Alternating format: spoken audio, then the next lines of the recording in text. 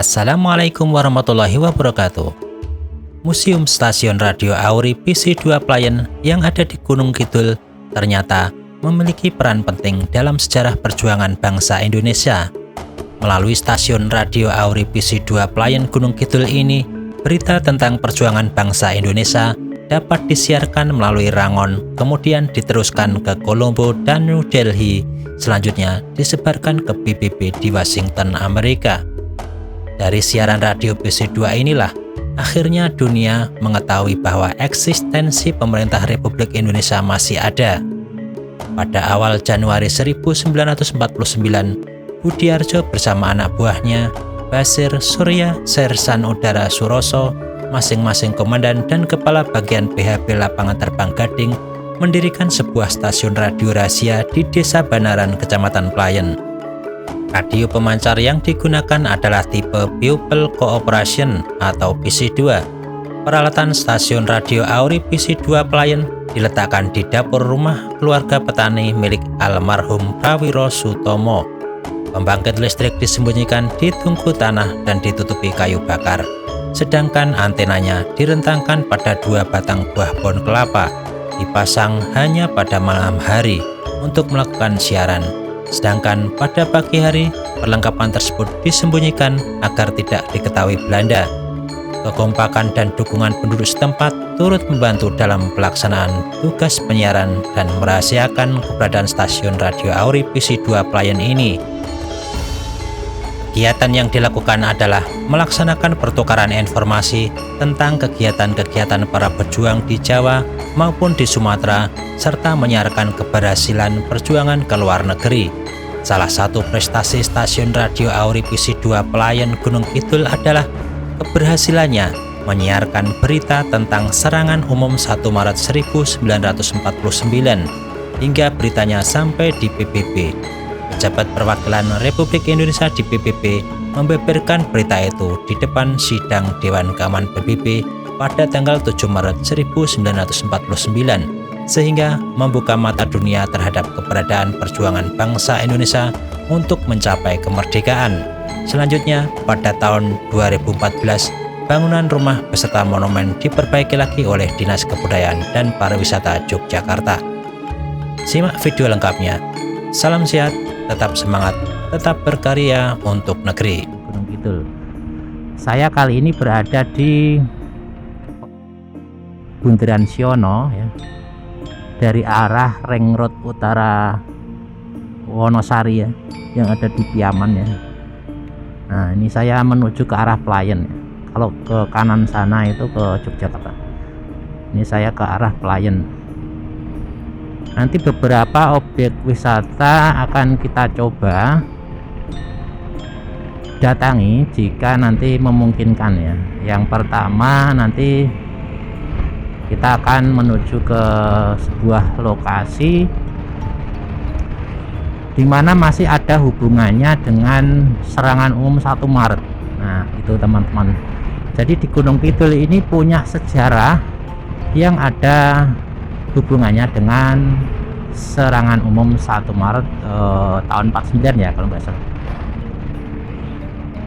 Di daerah Playen ini itu ada sebuah lokasi yang digunakan untuk menyiarkan ya. Jadi menyiarkan saat itu setelah terjadi serangan umum 1 Maret di Yogyakarta, itu kan dulu pernah dikuasai oleh Belanda, kemudian kita rebut kembali ya. Direbut kembali oleh tentara Indonesia yang kala itu secara operasional langsung itu dipimpin oleh almarhum Presiden Soeharto ya, karena beliau saat itu menjadi komandan untuk memimpin pasukan ya istilahnya. Nah, setelah terjadinya itu teman-teman sekalian, itu ternyata di Playen ini ada sebuah stasiun radio Auri ya. Jadi radio untuk mengumumkan kondisi ya, jadi mengumumkan kondisi bahwa Indonesia itu mampu merebut kembali kota Yogyakarta, di mana beberapa tokoh besar yang sekarang menjadi perbincangan di ranah negara ya itu adanya penetapan tanggal 1 Maret itu ya. Nah, terkait dengan hal itu jangan lupa bahwa Gunung Kidul punya andil, lokasinya digunakan untuk menyiarkan bahwa statusnya Indonesia bisa merebut posisi Yogyakarta ya saat itu. Nah, ceritanya dulu itu di lokasi yang akan kita kunjungi pertama kali ini ya, Monumen Auri, Radio Auri ya kalau nggak salah, itu dulu rumah penduduk ceritanya teman-teman ya. Terus perangkat yang untuk menyiarkan itu karena dulu masih banyak tentara Belanda ya, itu berkeliaran atau berpatroli itu di umpetke atau istilahnya disembunyikan ya, itu di awan atau mana ya, di pawon, di belakang pokoknya. Jadi ketika tidak digunakan di umpetke ya istilahnya. Kalau digunakan dia dikeluarkan lagi.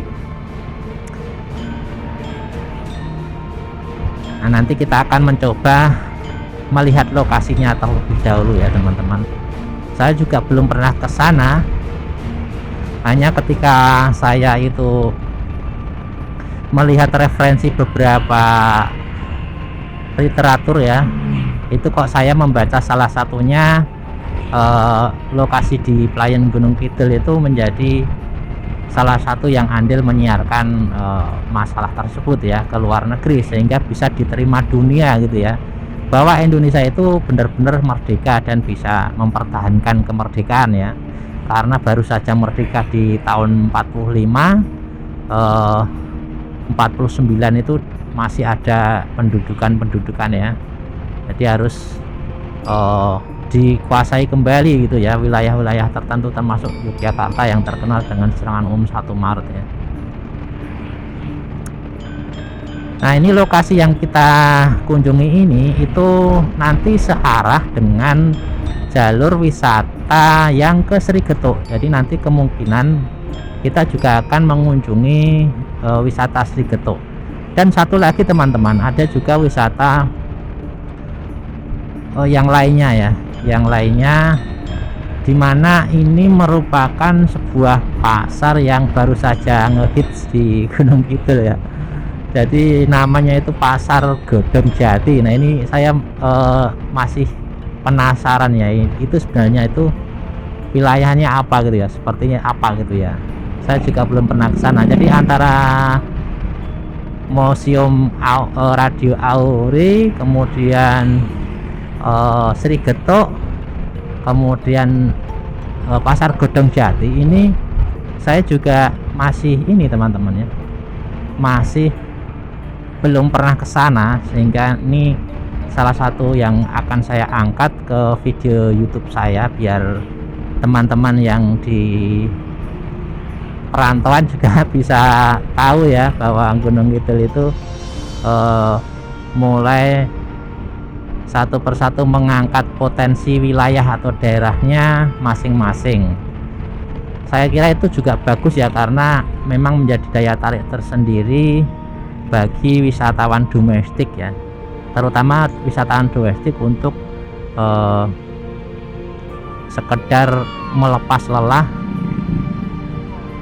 menjadikan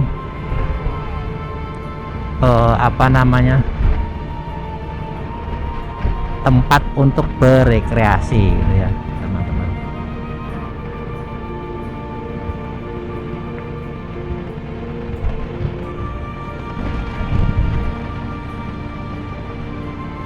Nah, ini kalau kita melihat beberapa potensi di Gunung Kidul itu kan sebenarnya ada wilayah-wilayah yang berada di perbukitan ya, ada di perbukitan, ada yang di aliran sungai ya. Nah itu bisa mengangkat potensi tersebut ya. Ini ke arah kanan nih ya,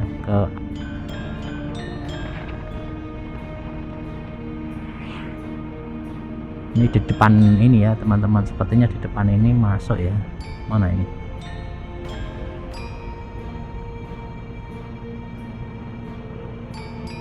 Apa lewat sini ya?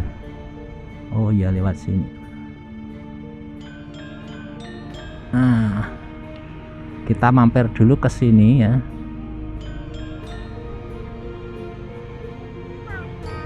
Nanti kita ketemu di Srigeto. Nah ini teman-teman, ternyata di depan ini ya, di depan inilah, oh digunakan untuk sekolah ya ternyata ya teman-teman. Jadi ini gedung apa namanya, gedungnya untuk gedung sekolah. Nah ini ternyata digunakan untuk tempat, oh monumen BH Auri-nya di sini ya ternyata. Ya kita kesini dulu. Nah ini teman-teman ya. Oke, ini teman-teman kita sampai di monumen BHB Auri ya.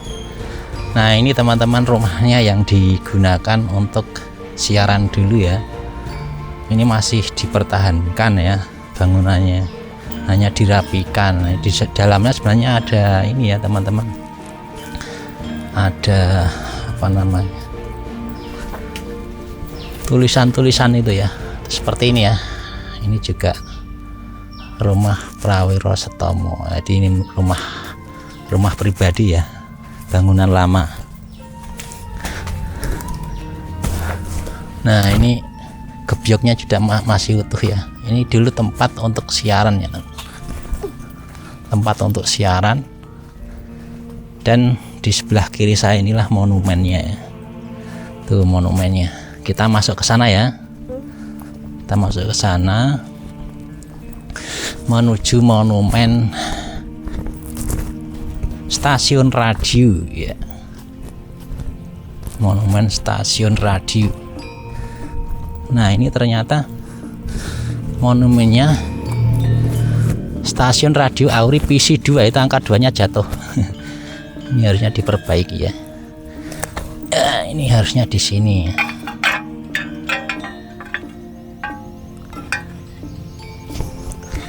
Isi 2 ya, diresmikan tahun 84,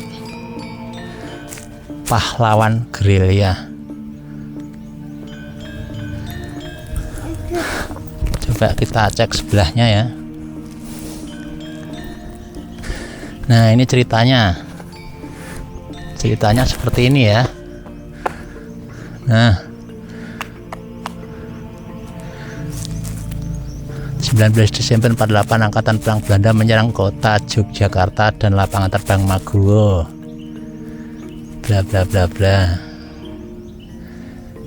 Ini lengkap sekali ini ceritanya.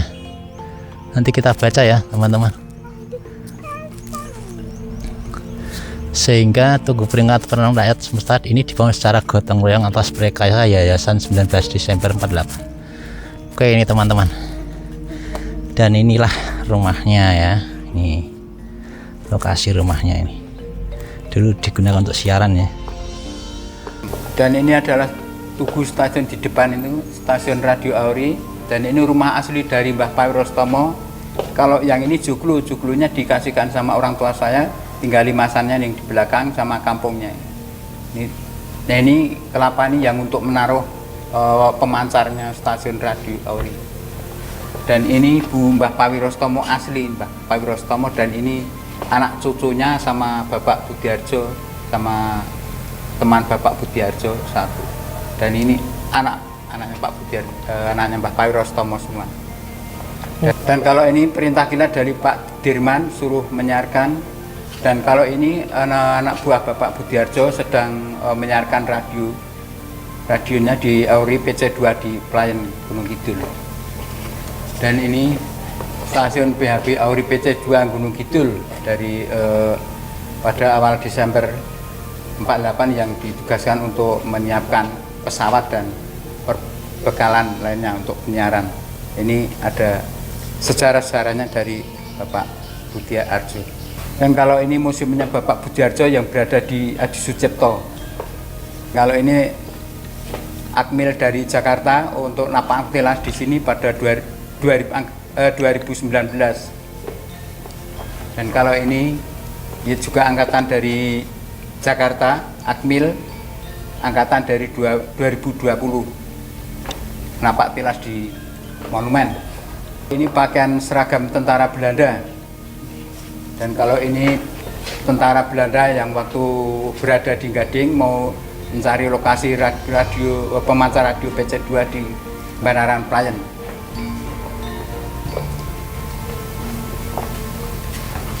Dan ini sedang terjun payung, tentara Belanda sedang terjun payung di Gading. Dan kini pasukan Belanda yang mencari lokasi di wilayah Banaran sini tapi tidak bisa hasil.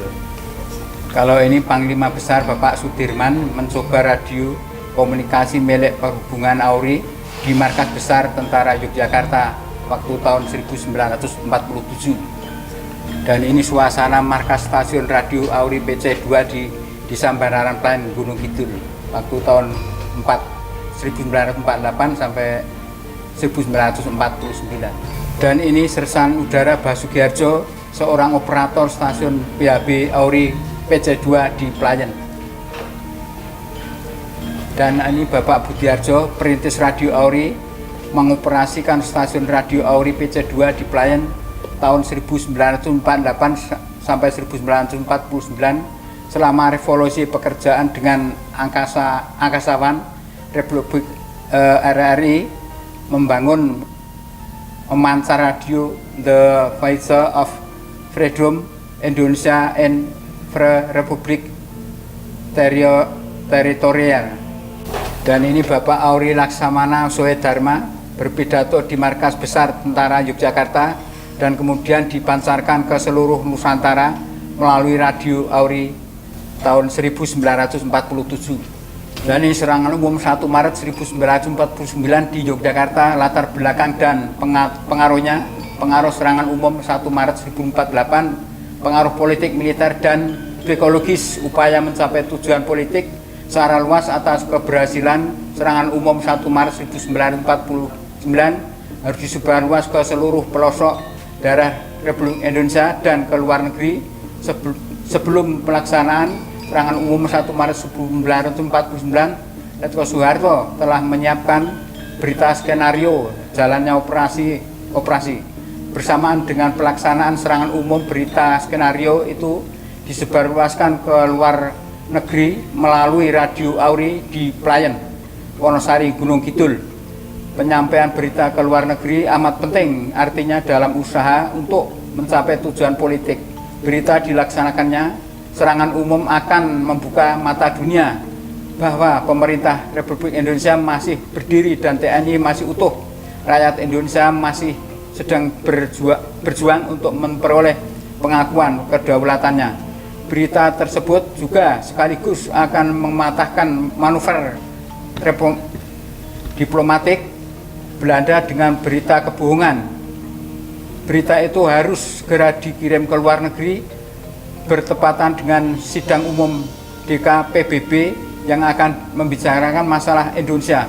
Jaringan radio Auri dengan sandi PC2 di Playen, Wonosari, Gunung Kidul tersebut di atas penyebarluasan secara beranteng menyusuri jaringan radio Auri di Sumatera.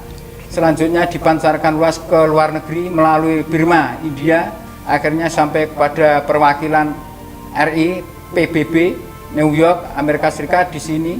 Di sisi lain, peristiwa itu pun disebarluaskan melalui jaringan radio pemerintah RI mulai Wonosari dan Balong sampai ke stasiun radio PDRI di Sumatera. Dan ini adalah radio PC2 Auri di Playen, Wonosari yang memancarkan berita serangan umum 1 Maret 1949 ke seluruh dunia.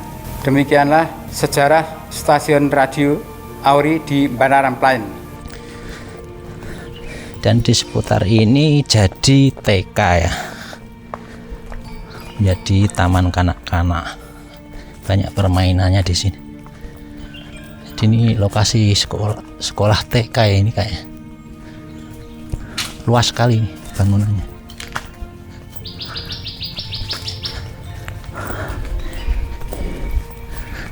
Itu teman-teman. Dan inilah lokasinya ya. Ini lokasi bersejarah ya teman-teman. Oke. Ya. Oke.